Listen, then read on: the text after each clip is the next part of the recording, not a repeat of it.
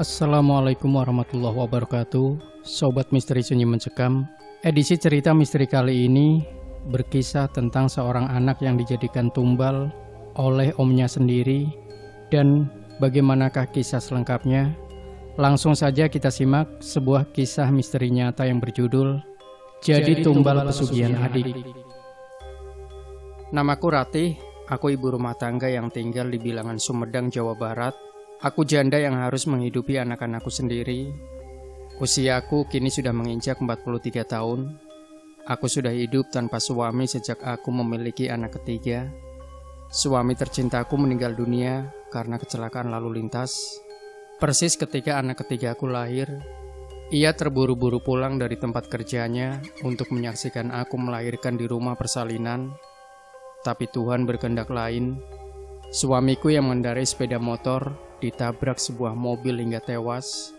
Saat itu anak terbesarku perempuan baru kelas 6 SD, yang kedua kelas 2, dan si bayi yang baru lahir itu, tentu saja aku sangat terpukul menghadapi kenyataan suami tercinta, ayah dari anak-anakku dan tulang punggung keluargaku harus pergi meninggalkan kami untuk selamanya. Aku baru tahu suamiku meninggal 2 hari setelah aku melahirkan. Tapi aku maklumi mengapa tak ada yang memberi kabar kematian suamiku. Saat itu, seluruh keluarga melarang seorang pun memberitahuku karena akan berpengaruh pada proses persalinanku. Sejak itu aku harus menghidupi 3 orang anak tanpa suami. Tentu saja bukan hal mudah bagi janda sepertiku yang tak memiliki keahlian. Aku harus banting tulang melakukan pekerjaan apapun untuk menghidupi ketiga orang buah hatiku. Aku memang terbiasa hidup mandiri. Aku tak suka meminta bantuan pada siapapun, apalagi pada saudara. Karena aku tahu itu akan menjadi pembicaraan tidak enak. Dan tentu saja aku yang kemudian akan menjadi korban dari pembicaraan itu. Sejak suamiku meninggal, aku mulai berjualan apapun di depan rumahku. Aku menjual makanan ringan, kopi, teh manis, dan gorengan. Aku juga menjual nasi uduk setiap pagi sampai menjelang siang. Kadang aku juga jadi pembantu membersihkan rumah orang lain atau mencuci pakaian di rumah orang. Semua aku lakukan demi menghidupi 3 orang anakku. Aku tak ingin mereka kelaparan atau tak bisa bersekolah karena aku tak punya uang. Maka aku lakukan apapun untuk bisa menyambung hidup. Tapi nyatanya hidup ini memang berat. Aku sudah melakukan apapun untuk bisa mencapai taraf hidup yang lebih baik. Rasanya aku sudah memeras keringat dan memutar otak untuk mencapai kehidupan yang lebih layak. Namun kami tetap saja kekurangan. Aku sudah berusaha membuka warung kecil-kecilan di depan rumah, tapi hasilnya juga tidak mencukupi semua kebutuhan keluarga. Selalu ada yang kurang. Dan ketika aku kekurangan itu, dengan terpaksa aku pinjam uang sana-sini. Beruntung suamiku masih meninggalkan warisan sebuah rumah yang tidak terlalu bagus. Tapi aku bersyukur karena rumah yang kami tempati ini rumah layak dan bukan rumah milik orang lain. Aku dan anak-anakku tak harus mengontrak rumah. Aku hanya perlu mencari nafkah untuk makan dan kebutuhan sehari-hari, terutama kebutuhan sekolah dan biaya hidup anak terbesarku. Tapi sekali lagi, aku selalu menghadapi kekurangan biaya setiap bulan, terutama untuk biaya sekolah anak-anakku. Sampai suatu ketika, adik suamiku atau mantan adik iparku menawarkan jasa baiknya padaku. Sejujurnya aku tidak pernah berharap kebaikan dari orang lain, meski itu adalah mantan adik iparku sendiri. Aku tidak ingin menjadi omongan jelek pihak keluarga almarhum suamiku, karena sejak kami menikah, keluarga suamiku memang kurang cocok denganku. Mereka terlalu menganggap remeh keluargaku yang miskin. Mereka tidak bisa menerimaku sepenuhnya sebagai menantu. Ketika suamiku masih hidup pun, keluarga suamiku jarang sekali berkomunikasi dengan kami. Suamiku sendiri seperti tak peduli dengan perlakuan saudara-saudaranya. Ia tak menghiraukan perlakuan keluarganya yang kurang baik terhadap diriku dan anak-anakku. Ibu mertuaku adalah yang paling tidak menyukaiku. Ia kerap menjelek-jelekan aku dengan sebutan mantu yang gak becus, mantu pembawa sial. Aku dan suamiku memang hidup dengan ekonomi yang pas-pasan. Jauh berbeda dengan adik-adik suamiku yang kaya raya semua. Itulah sebabnya keluarga suamiku terkesan selalu mencemooh kami. Tapi hari itu tiba-tiba saja adik almarhum suamiku datang ke rumah kami dan menanyakan kabar aku dan anak-anakku. Sudah lebih 2 tahun aku tak ada komunikasi dengannya. Bahkan neneknya atau orang tua suamiku juga tidak pernah mempertanyakan keadaan cucu-cucunya. Apakah cucu-cucunya itu hidup dalam keadaan baik, sehat atau bagaimana? Tak pernah sedikit pun mantan ibu mertuaku itu tersentuh hatinya untuk melihat keadaan kami. Aku pun tak ingin mengemis pada mereka untuk meminta apapun. Perlu Anda ketahui, adik iparku dan keluarga besar almarhum suamiku tinggal di bilangan Purwakarta, Jawa Barat. Aku tak ingin menyebut namanya karena aku takut ada yang mengetahui keberadaan keluarga almarhum suamiku itu. Mungkin dampaknya tidak akan baik buatku dan anak-anakku, sebab cerita ini menyangkut aib keluarga suamiku. Aku juga sebenarnya tidak ingin menceritakan hal ini pada sahabat sejuta kisah, tapi hatiku terus berontak untuk menceritakan hal ini sebagai cermin untuk Anda dan yang lain. Sebut saja nama adik iparku itu Junaidi. Ia datang dengan menawarkan jasa baiknya untuk mengurus anak-anakku. Junaidi mengaku ingin mengurus salah satu dari 3 anakku sebagai pengganti kakaknya almarhum. Menurutnya, niat baiknya itu juga sudah ia ceritakan pada ibunya dan keluarga besarnya yang lain. Masih menurut Junaidi, semua keluarga besarnya setuju untuk mengambil salah satu anak dari almarhum suamiku. Junaidi akan memperlakukannya seperti anaknya sendiri. Kak Ratih jangan khawatir, saya akan mengurus dan memperlakukan anak-anak seperti anak saya sendiri. Saya juga punya hutang budi pada abang saya almarhum. Jadi saya ingin membalas budi baiknya melalui anaknya. Jelas adik iparku itu saat ia datang. Ia tidak datang sendiri, Junaidi datang bersama istrinya, sopir dan seorang pembantunya laki-laki. Tapi kala itu saya tidak melihat pembantunya itu seperti seorang pembantu.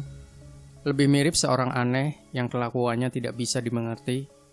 Saya sulit menjelaskan pelakuan orang itu, karena orang itu lebih banyak diam di mobil bersama sopirnya. Junaidi juga kerap melarang orang itu keluar dari mobil. Rumahku memang di pinggir jalan, jadi ketika Junaidi melarang orang itu keluar dari mobil, suara dan tindakannya terdengar. Kala itu aku juga disambungkan dengan telepon genggam mantan mertuaku. Di ujung telepon sana ia berbicara sedikit lebih ramah dari sebelumnya. Dia menanyakan keadaanku, anak-anak atau cucu-cucunya, dan semua hal yang sebelumnya tidak pernah ia tanyakan. Ada rasa tak percaya dalam hatiku, mengapa ibu mertuaku tiba-tiba saja bisa peduli pada keadaan kami. Tapi aku menepis kecurigaan itu. Aku berpikir positif, mungkin sekarang keluarga suamiku sudah mulai iba melihat keadaanku dan anak-anakku yang carut-marut. Singkatnya, aku ikhlaskan anak pertamaku Nelly ikut bersama Junaidi ke Purwakarta. Mantan adik iparku itu berjanji akan memperlakukan anakku dengan baik seperti anaknya sendiri. Tentu saja sebelumnya aku sudah melakukan proses perpindahan sekolah yang memakan waktu lebih dari 1 bulan. Selama proses itu Junaidi sering bolak-balik ke rumahku dengan membawa oleh-oleh buat aku dan anakku. Tentu saja aku dan anak-anakku senang sekali. Junaidi juga selalu memberi uang manakala ia pamit pulang. Seminggu 2 minggu, aku merasa kehilangan Nelly anak pertamaku. Tapi aku kuatkan hatiku, aku yakinkan ini demi kebaikan anakku itu. Aku belum tentu bisa menyelesaikan sekolahnya jika ia tetap tinggal bersamaku. Padahal aku masih harus membiayai 2 anakku yang lain. Aku memang pesimis menghadapi kenyataan ini. Maka ada sedikit lega ketika keluarga suamiku mau berbaik hati. Tapi juga ada rasa khawatir karena aku terpaksa jauh dari anakku. 1-2 bulan kemudian, aku masih merasa kehilangan. Tapi sedikit bisa aku obati karena aku masih mendengar kabar baik dari Nelly melalui telepon genggam. Nelly sering memberi kabar melalui SMS atau telepon. Ia mengaku disekolahkan dengan baik. Setiap hari diperlakukan seperti anak oleh Junaidi. Tentu saja aku juga berpikir begitu. Tak mungkin Nelly diperlakukan seperti pembantu, karena Junaidi memiliki cukup pembantu untuk mengerjakan pekerjaan rumahnya. Waktu terus berlalu, tak terasa sudah hampir setahun Nelly tinggal di rumah pamannya Junaidi. Tak ada masalah apapun atau sesuatu yang harus aku risaukan. Nelly juga sudah naik kelas 2 SMP. Ia sudah cukup mengerti dan tahu apa yang harus ia lakukan. Aku tak perlu mengkhawatirkannya lagi. Aku sudah melihat dengan baik. Bahkan Nelly setiap bulan diizinkan untuk pulang ke rumahku dengan diantar oleh sopir Junaidi. Tapi menginjak tahun kedua, aku seperti kehilangan kontak dengan Nelly. Awalnya aku tidak merasa curiga apapun, karena sebelumnya Nelly masih memberi kabar baik. Ia sekolah setiap hari dan tidak pernah mengeluh apapun padaku. Tapi sudah lebih sebulan Nelly tidak memberi kabar dari telepon selularnya. Beberapa kali aku hubungi juga tidak aktif. Aku tidak berpikir harus menghubungi Junaidi, karena mungkin ada sesuatu dengan handphone Nelly. Aku tak ingin mengganggu kesibukan mantan adik iparku itu. Aku juga tidak ingin menyinggung perasaannya. Bagaimana jika handphone Nelly memang rusak? Maka terkesan aku memintanya untuk dibelikan yang baru atau apalah. Tapi 2 bulan kemudian, aku mendapat kabar buruk dari Junaidi. Dari ujung handphonenya, Junaidi mengabarkan kalau Nelly sakit panas sudah lebih dari 3 minggu. Panasnya itu turun naik dan kadang hilang normal. Tapi Nelly kerap mengigau dan mengatakan hal yang aneh-aneh. "Kak Ratih, ini Nelly sakit. Kayaknya panas. Saya sudah membawanya ke dokter, tapi tidak sembuh juga. Nelly mengeluh minta pulang. Jadi besok pagi Nelly akan diantar ke Subang oleh sopir. Saya tidak bisa ikut karena sibuk." Begitu kabar yang aku dengar dari Junaidi. Aku benar-benar tak sabar menunggu hari esok. Aku ingin melihat keadaan Nelly yang sebenarnya. Sakit apakah anakku itu? Apakah parah atau sekedar sakit biasa saja? Tapi sepanjang hari hingga malam menjelang, hatiku berdebar keras. Ada rasa yang tak biasanya di dalam hatiku. Aku merasa khawatir yang berlebihan atas kesehatan Nelly. Aku seperti mendapat firasat buruk atas diri anakku itu. Sekitar jam 9 pagi, Nelly datang diantar seorang sopir dan seorang pembantu Junaidi. Aku yang menjemputnya ke mobil langsung menangis melihat keadaan anakku kala itu. Aku tak kuasa menahan sedih melihat keadaan Nelly yang kurus dengan muka yang pucat pasi, bibirnya pecah dan matanya merah. Tak ada kata-kata apapun yang keluar dari mulut Nelly kecuali isak tangisnya. Aku pun hanya bisa memeluk sambil memapahnya ke dalam rumah. Aku baringkan anakku itu di atas tempat tidur yang dulu ia gunakan. Tak berselang lama, beberapa orang tetangga mulai berdatangan menjenguk. Semua tetanggaku yang menengok ikut sedih melihat keadaan Nelly. Beberapa di antara mereka ada yang ikut meneteskan air mata. Aku mendampinginya di samping tempat tidur sambil terus mengusap kepalanya. Tak henti-hentinya aku bertanya-tanya apa yang dirasakan anakku. Namun Nelly hanya mengeluh sakit kepala, perut, dan sekujur badannya terasa panas. "Badan Nelly panas, mah, kepala pusing, dan perut sakit, seperti ada yang bergerak di dalam perut Nelly." Begitu keluhan aku sambil meringis menahan sakit. Jika saja penyakit itu bisa dipindahkan ke tubuhku, ingin rasanya aku yang menggantikan sakit anakku. Aku begitu sayang pada anak-anakku, begitu juga pada Nelly. Rasa cinta, kasih, dan sayangku pada anak-anakku tak akan tergantikan oleh apapun. Bahkan jikapun aku harus mati menggantikan anakku, aku akan melakukannya. Satu persatu para tetangga yang menjenguk anakku mulai pulang. Tinggal aku, 2 orang anakku, sopir dan pembantu Junaidi yang ikut mengantar anakku. Tiba-tiba pembantu yang ikut mengantar anakku itu bicara. "Teh, nanti jangan kaget kalau menjelang malam Nelly suka merintih sakit, kemudian minta tolong dan mengigau seperti orang ketakutan.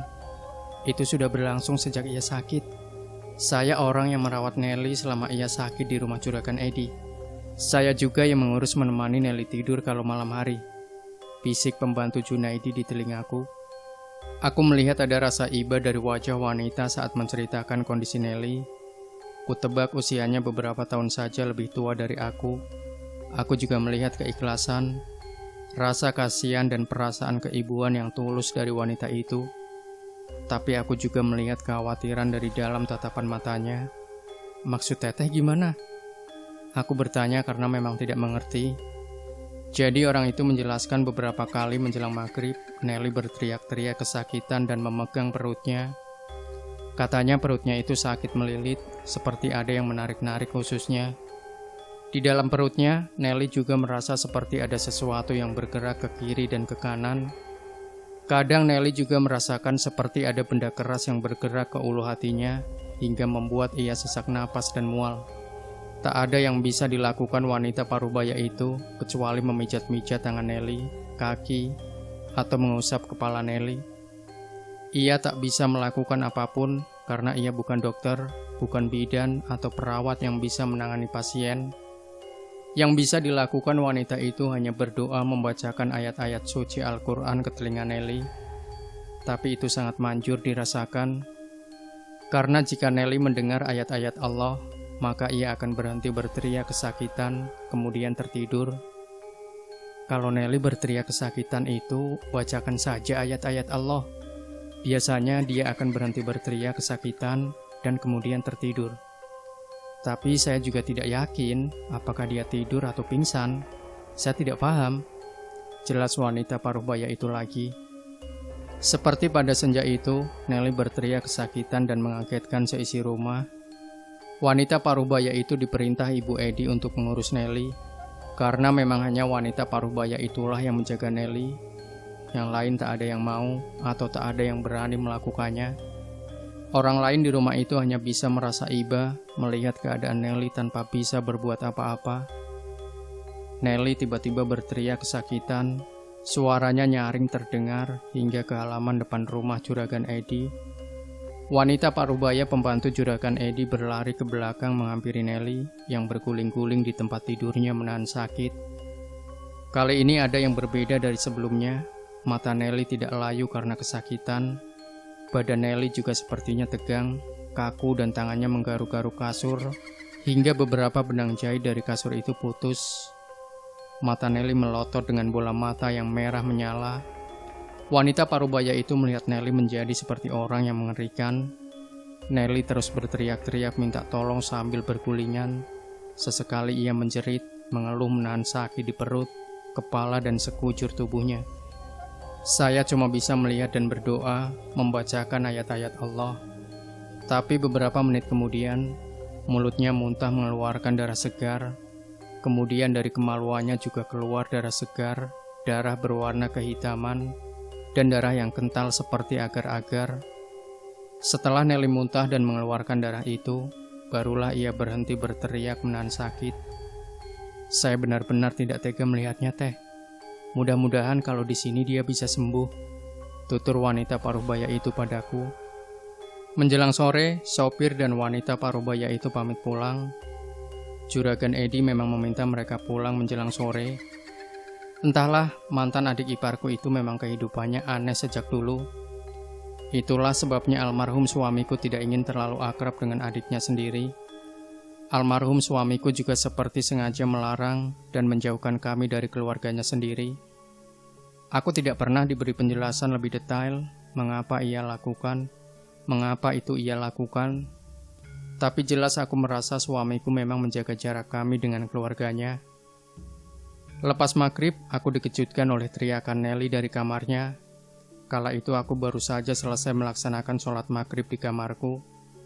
Aku baru saja membacakan separuh ayat kursi, manakala aku mendengar Nelly menjerit mengadu kesakitan. Teriakan minta tolongnya pun terdengar jelas di telingaku, meski serak dan parau. Suara Nelly terdengar berbeda kala ia meneriakkan rasa sakit dan minta tolongnya itu. Aku ibu kandungnya yang mengurusnya hingga usia 13 tahun, tentu saja kenal betul dengan suara Nelly. Tapi aku mendengar suara yang keluar dari mulut Nelly itu seperti bukan suara Nelly. Tak hanya aku, beberapa orang tetangga yang bergegas datang sesaat setelah mendengar teriakan Nelly juga mengalami hal yang sama. Suara Nelly seperti suara orang dewasa, tapi kadang terdengar seperti suara nenek-nenek. Kok suara Nelly aneh ya? Seperti bukan suaranya. Kalimat itu diucapkan oleh banyak orang yang mendengar teriakan Nelly dan permintaan tolongnya ketika ia meregang kesakitan. Bahkan anakku, adik-adiknya Nelly juga mengatakan hal yang sama. Memang seperti yang diceritakan wanita parubaya pembantu Juragan Edi itu. Sesaat setelah Nelly berteriak kesakitan, ia muntah darah. Baju, celana, dan ranjang tempat Nelly tidur penuh dengan darah segar dan darah yang mengental kehitaman. Tak ada yang bisa aku lakukan kecuali berdoa. Beberapa tetangga yang melihat kejadian itu tak tahan, lalu keluar dari kamar sambil istighfar. Aku tahu bagaimana iba yang mereka perlihatkan pada Nelly dan aku. Aku tahu mereka kasihan padaku dan Nelly, tapi mereka juga tidak tahu apa yang bisa mereka lakukan. Malam pertama sekembalinya dari rumah juragan Edi, aku benar-benar melihat Nelly tersiksa karena sakitnya. Sepanjang malam ia hanya meregang kesakitan sambil sesekali meminta tolong. Hanya kata mamah dan bapak saja yang bisa keluar dari mulutnya. Berkali-kali aku bertanya padanya, tapi Nelly tak sanggup menjawabnya. Matanya melotot ke atas langit-langit kamarnya, hanya sesekali saja berkedip.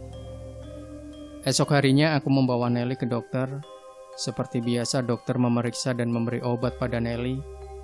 Tapi dokter itu malah menyarankanku untuk membawa pulang Nelly. Katanya ia tak bisa menangani Nelly. Dokter itu malah memberiku rujukan untuk membawa Nelly ke rumah sakit yang lebih besar. Atau jika aku tidak mau, lebih baik dibawa pulang saja dan dirawat di rumah. Malam kedua di rumahku, Nelly kembali memperlihatkan hal yang sama seperti malam sebelumnya. Aku ingat betul kala itu selepas Isya, Nelly mengerang kesakitan sambil memegang perutnya. Aku bertanya sambil membisikkan kata-kata di telinganya. "Apa yang kamu rasakan, anakku? Ceritakan pada Mama, Nelly, agar Mama tahu apa yang harus Mama lakukan," tanya aku di telinganya. Kalau sudah begitu, tentu saja aku tak tahan menahan sedih, kasihan, dan hanya air mata yang mengalir dari sudut mataku. Adik-adiknya Nelly pun demikian. Malam itu kami berkumpul di kamar Nelly sambil membantunya sedapat mungkin. Aku hanya bisa berdoa sambil memegang tangan Nelly, mengusap kepala dan wajahnya. Hatiku semakin ketir, manakala adik-adik Nelly juga menangis terisak di pinggir tempat tidur kakaknya. Ya, malam itu hanya kami saja di rumah dengan segudang kesedihan dan tangis sepanjang malam. Aku duduk dan terbaring di sisi ranjang menemani Nelly sambil terus mengusap kepala, wajah, dan tangannya. Di bawah ranjang aku lihat dua anakku yang lain tertidur memeluk bantal. Aku tak bisa membayangkan apa yang akan terjadi selanjutnya pada kami. Aku tak bisa lagi berpikir apa yang harus aku lakukan. Aku pasrahkan segalanya pada kehendak Tuhan. Ya Allah, mengapa kami diberi cobaan seberat ini? Dalam kondisi kami separah ini pun tak ada orang yang menemani kami. Tak ada orang lain yang bisa aku jadikan pelindung untukku dan anak-anakku. Mengapa kau ambil nyawa suamiku lebih dulu? Mengapa tak kau beri kesempatan suamiku untuk membelaku, menjadi tameng bagi prahara yang menimpa kami? Mengapa tak kau beri kesempatan suamiku untuk merasakan kesedihan seperti yang kami rasakan? Sahabat sejuta kisah, hanya 7 hari saja Nelly berada di rumah. Pada malam ke-8, ia mengembuskan nafas terakhirnya. Sepanjang 7 hari itu, tentu saja aku sudah melakukan berbagai cara sebisa yang aku lakukan. Para tetangga dan sesepuh kampung juga berdatangan menengok Nelly. Memang seperti itulah tradisi di kampungku. Dari para tetangga dan sesepuh serta ustadz di kampungku, mereka sepertinya memberi sinyal tidak baik atas diri Nelly. Sebagian di antara mereka ada yang mengatakan, Nelly bukan sakit biasa. Anakku itu telah ditumbalkan untuk kekayaan seseorang. Sebab menurut penerawangan orang pintar di kampungku, darah yang keluar dari kemaluan Nelly itu sesungguhnya adalah anak makhluk halus yang dikandung Nelly. Nyawa Nelly ditukar oleh nyawa makhluk halus. Imbalannya adalah sejumlah harta yang melimpah untuk seseorang. Tapi aku tidak ingin berburuk sangka. Aku sudah pasrahkan segalanya pada kehendak Allah. Tidak ada gunanya juga aku mengetahui atau menelisik lebih jauh. Aku tidak ingin menjadi fitnah atau masalah yang kemudian memanjang karena hal ini. Namun hati kecilku tetap saja menyesalinya. Sebagai manusia yang penuh dengan kelemahan, tentu saja aku menyesali dan rasa sakit ini tidak mungkin hilang dengan mudah. Aku menceritakan hal ini hanya untuk mengeluarkan unek-unek di hatiku saja. Aku tidak ingin menuduh atau menghakimi siapapun. Aku juga tidak berharap hal ini terjadi pada keluargaku yang lain, agar terhindar dari kekuatan gaib dan iblis yang merasuki tubuh manusia. Semoga kita bisa memetik hikmah dari kisah ini. Demikian Sobat Misteri Sunyi Mencekam, tinggalkan komentar Anda, like, share video ini, subscribe channel Sunyi Mencekam, dan kembali nantikan cerita-cerita misteri terbaru dari kami. Wassalamualaikum warahmatullahi wabarakatuh.